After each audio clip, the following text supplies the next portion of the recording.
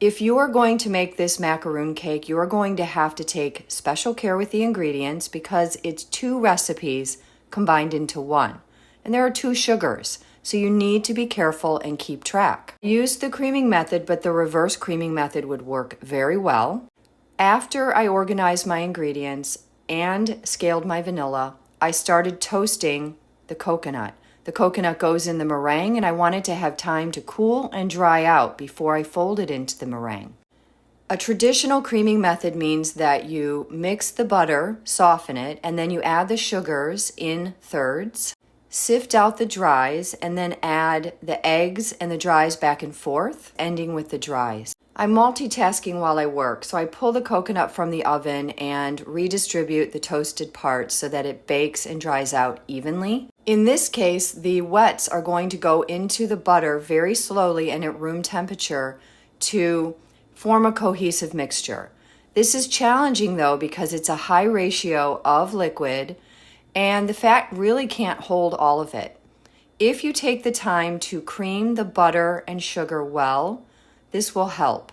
I'm using the most beautiful farm eggs. You can see how bright yellow they are. The yolks need to be mixed, not aerated, before being added to the batter.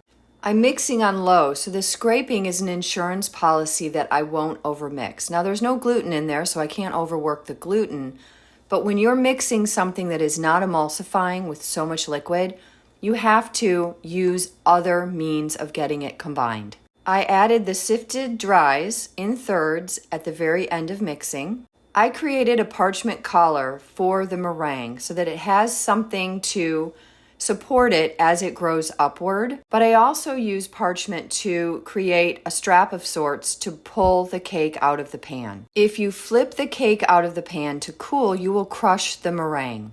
I spray the parchment collar as an insurance policy to make sure that the meringue can rise as high as possible.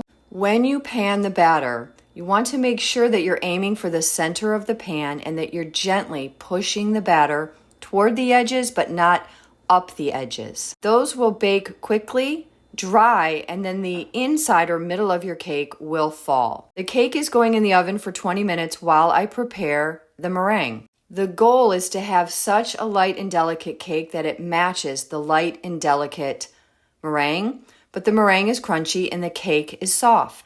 The point of the meringue is to dry it out but not over dry it. The meringue is shiny and glossy and still has a lot of stretch to it. It's not too dried out. This means that the protein strands are well connected, which is equal to a strong meringue.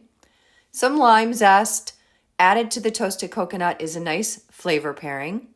And I add and fold the coconut in thirds so as not to deflate the meringue. Add the meringue to the top of the cake very gently. Do not smush it and push it up the edges. After approximately 20 minutes in a 350-degree Fahrenheit oven, the cake is slightly baked, but it's actually very delicate. Work very quickly because the temperature of the cake is going to come down very rapidly. I pulled the cake out and then put it back in the oven. I used a thermometer, and when it came to 205 degrees Fahrenheit, I pulled it. Removing the cake from the pan at the right time and cooling it properly avoids moisture from being reabsorbed by the cake. Starches in the cake need to be dry to hold the cake up, and the meringue needs to be dry to be crunchy and delicious. The outside and the inside showcase that this is 2 cakes in one. The textural differences are visual and edible. Crunchy top, a soft coconutty middle,